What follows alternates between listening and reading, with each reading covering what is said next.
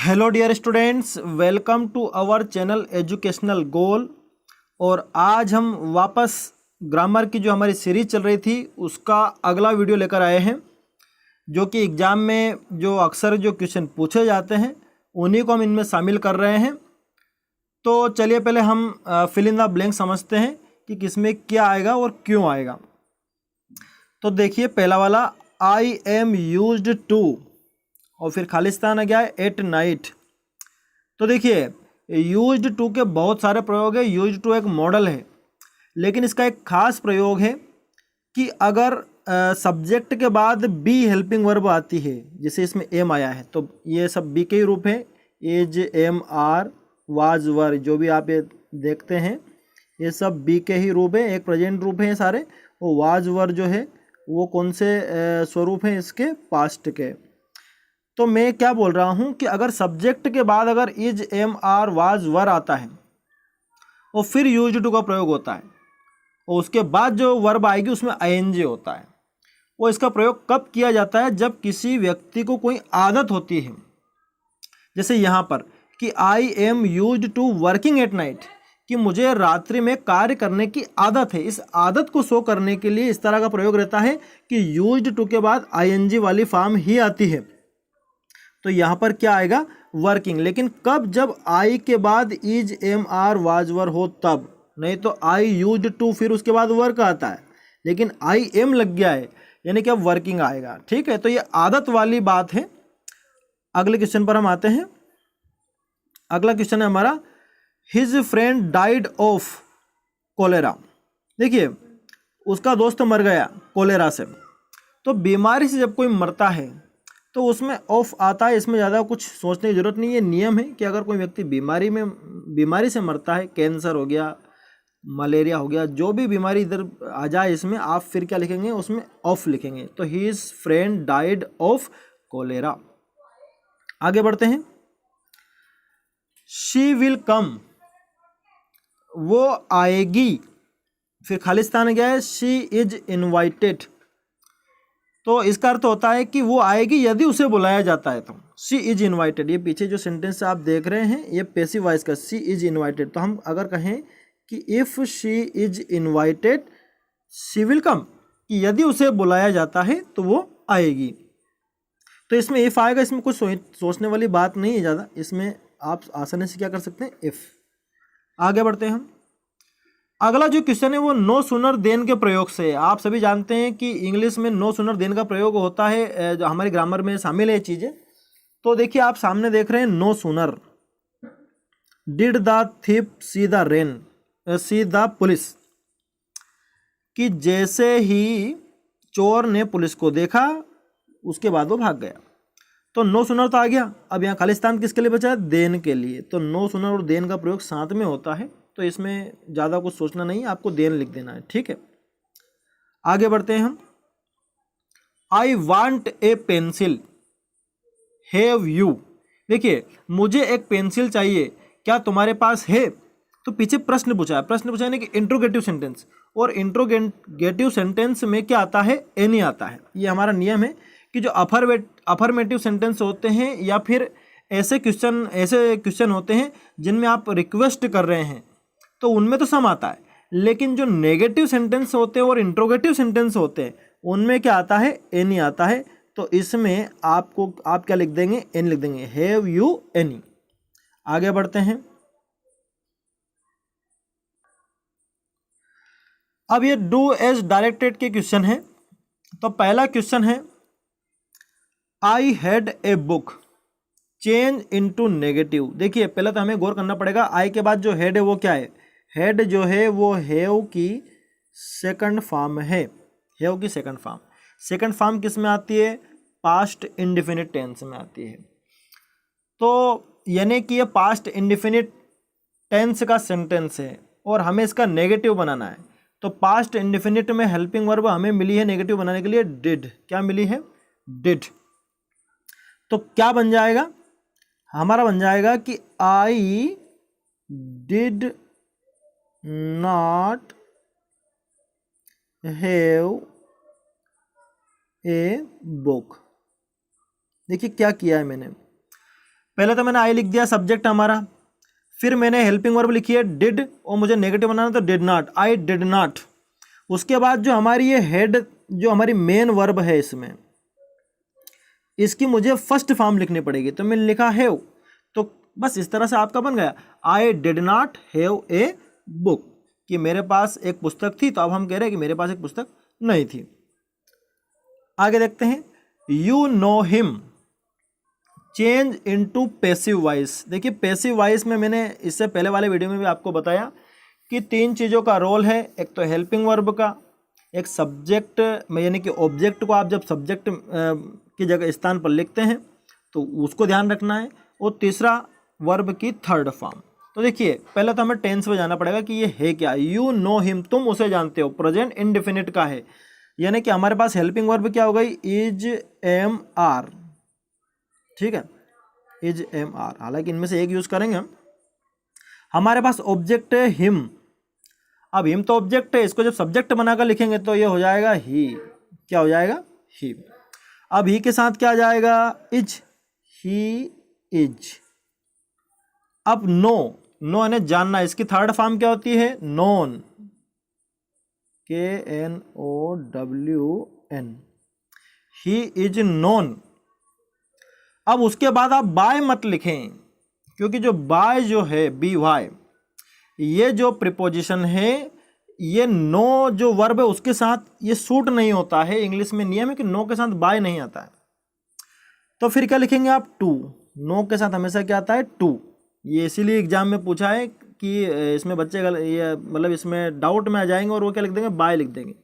तो आप ध्यान रखें कि जो नो है उसके साथ प्रीपोजिशन टू का प्रयोग होता है। तो क्या बना अभी तक हमारा, ही इज नोन टू। अब यू जो है, जिसको हम, इस सब्जेक्ट भी यू ही होता है और ऑब्जेक्ट भी यू ही होता है, तो लास्ट में भी यू आ जाएगा। तो ऐसा नहीं है कि इसको आप बदलें, यू का यू ही रहता है, सब्जेक्ट के तौर पर भी यू आता है और ऑब्जेक्ट के तौर पर भी आता है। जैसे कि मैं कह सकता हूँ आई हेल्प यू, तो इसमें यू ऑब्जेक्ट के तौर पर आया। अगर मैं सब्जेक्ट का एक सेंटेंस लूँगा तो मैं कह दूंगा यू हेल्प मी, तो यू इस बार सब्जेक्ट के तौर पर आया, तो यू सब्जेक्ट भी होता है और ऑब्जेक्ट भी होता है, तो इसमें कोई परिवर्तन नहीं होगा। तो हमारा कुल मिलाकर क्या बन जाएगा, he is known to you.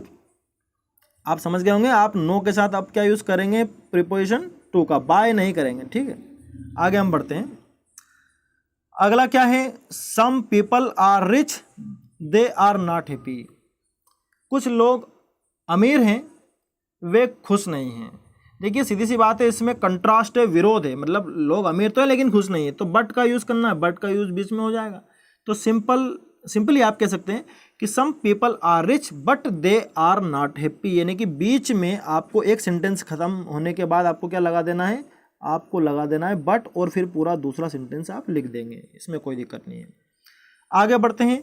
The room is too dirty to sit, कि जो कमरा है वो बैठने के लिए बहुत गंदा है, यानी कि वहाँ नहीं बैठा जा सकता या वहाँ कोई बैठ नहीं सकता। अब देखो टू से आया है, बदलना किससे है, बदलना है आपको सो और डेट से। कह दिया उन्होंने कि सो डेट से इसको रीराइट करना है, फिर से लिखना है।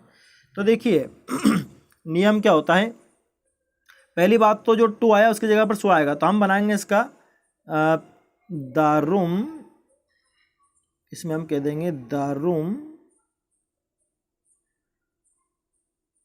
इज सो डर्टी, इतना हो गया। उसके बाद हम लगाएंगे डेट, कितना कह दिया हमने, देखो टू हटा दिया, उसकी जगह पर हमने लिख दिया सो, कि the room is so dirty that. अब देखिए आप इसको दो प्रकार से आगे कह सकते हैं, वन कैन नॉट सिट, आप ये भी कह सकते हैं, या फिर आप कह सकते हैं आई कैन नॉट सिट। तो ये आगे जगह नहीं बची है, लेकिन मैं बोल रहा हूं कितना क्या हो जाएगा आगे, the room is so dirty that one can not sit, की रूम इतना गंदा है कि यहां कोई बैठ नहीं सकता। या फिर आप कह सकते हैं कि रूम इतना गंदा है कि मैं बैठ नहीं सकता। वन से बनाएंगे तो ज़्यादा अच्छा रहेगा, क्योंकि इसमें बात ये नहीं कहा है कि the room is too dirty for me to sit, ऐसा नहीं है तो आप 1 से बनाएंगे तो ठीक रहेगा। 1 यानी कि ये आप इसमें ऐसे 1 कैन नॉट सिट, ठीक है। ये डेट के बाद आप ये वाली लाइन लिखेंगे, तो मुझे लगता है आप बाद में समझ जाएंगे। और अगर आपको इसमें फिर भी दिक्कत आ रही है तो मैं लास्ट में आंसर दे रहा हूँ, यहाँ से आप मिला सकते हैं, ठीक है। हालांकि उसमें आई लिखा है। आगे हम बढ़ते हैं। तो देखिए, इससे पहले अभी जो मैं बता रहा था उसमें यही है कि जब आप 2 और 2 को हटाते हैं तो जो बाद का जो क्लोज रहता है डेट के बाद वाला, उसमें आप कैन नॉट, कुड नॉट का प्रयोग करते हैं। तो हमने कैन नॉट का प्रयोग इसलिए किया है क्योंकि यहाँ पर जो हमारी जो वर्ब है, हेल्पिंग वर्ब जो है वो प्रेजेंट टेंस में, इसलिए हम कैन नॉट का यूज़ करेंगे। लेकिन अगर यहाँ वाज होता तो हम कुड नॉट कहते, ठीक है। इतनी बात आज अब आपकी और क्लियर कर देता हूँ मैं। आगे बढ़ते हैं। You will not hurt him if it is not necessary, कि तुम उसे दुख नहीं पहुंचाओगे जब तक कि आवश्यक ना हो, यानी कि तुम उसे कष्ट नहीं दोगे जब तक कि आवश्यकता ना हो। आपको क्या हटाना है? आपको अनलेस लगाना है। अनलेस लगाना है मतलब अनलेस किसको हटाएगा? इफ को। तो आप क्या बना देंगे इसका आप बना देंगे you will not hurt him unless it is necessary. हटेगा क्या? नॉट। अच्छा, नॉट हटेगा क्यों? क्योंकि अनलेस में ऑलरेडी क्या मौजूद है? नॉट मौजूद है, इसलिए आप नॉट हटा देंगे। तो क्या बनाएंगे आप बनाएंगे you will not hurt him unless it is necessary. Not हट जाएगा। नॉट इसलिए हट जाएगा क्योंकि अनलेस में नॉट रहता है ऑलरेडी, क्योंकि अनलेस का मतलब होता है जब तक कि ना। तो इसमें हम ये करें कि जब तक कि जरूरी ना हो तुम उसे कष्ट नहीं पहुंचाओगे। मेरे हिसाब से आपको समझ में आ गया होगा। अगला क्वेश्चन है, रीअरेंज करना है।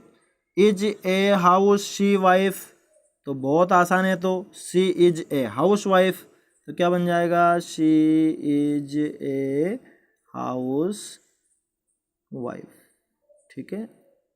ये हो गया, ठीक है। रीअरेंज करना है, प्रैक्टिस से होता है सब। आपको देखना पड़ता है सब्जेक्ट क्या है, उसके बाद हेल्पिंग वर्ब क्या है, फिर ऑब्जेक्ट दे रखा है कि मेन वर्ब है क्या है। आप ये सब प्रैक्टिस से कर पाएंगे। आगे हमारा जो क्वेश्चन है, it is true he is not feeling well. देखो, इसमें डेट लगाना बहुत आसान है। डेट सीधा बीच में लग जाएगा इसमें। ये 2 क्लॉज को मिलाकर नया हम बना रहे हैं। तो क्या बन जाएगा? He is true, it is true, sorry मैं गलत बोल दिया। क्या करना है आपको? पहले तो आप कह देंगे it is true, it is true that, मतलब पहले सेंटेंस के बाद आप क्या लगा देंगे? डेट लगा देंगे। उसके बाद आपका दूसरा सेंटेंस आ जाएगा। इसमें ज़्यादा कुछ परेशान होने की जरूरत नहीं है कि it is true that he is not feeling well, कि यह सही है कि वो अच्छा अनुभव नहीं कर रहा है, ठीक है। तो ये नाउन क्लास का एक एग्जाम्पल है। नाउन क्लास से आप कैसे जोड़ते हैं? तो डेट से आप जोड़ते हैं अधिकतर, तो ये उसी का एग्जाम्पल है। और अब इनके आंसर में आखिरी में यहाँ ये मैं बता रहा हूँ। बस इसमें एक बात ध्यान रखना आप कि मैंने 1 कैन नॉट सिट से बताया है और यहाँ पर जो है आई कैन नॉट सिट लिखा है। आप किसी से भी कर सकते हैं, लेकिन मेरी इच्छा है कि मैं ये 1 से ज़्यादा बेहतर रहेगा। और ये आप आखिरी वाला आंसर देख सकते हैं, इट इज़ ट्रू डेट, कि यह बात सही है कि ही इज नॉट फीलिंग वेल। ये डेट बीच में लग जाएगा, ठीक है। तो मेरे हिसाब से आपको समझ में आ गया होगा। सीरीज अच्छी लगी हो तो लाइक करें और अपने दोस्तों के साथ इसको शेयर करें। और ऐसी ही सीरीज मैंने अनसीन पैसेज की भी चला रखी है, जिसके 10 के 10 पार्ट या 11 पार्ट में बना चुका हूँ, तो वो भी आप प्लेलिस्ट में से निकाल सकते हैं। So dear students, thanks for watching my video.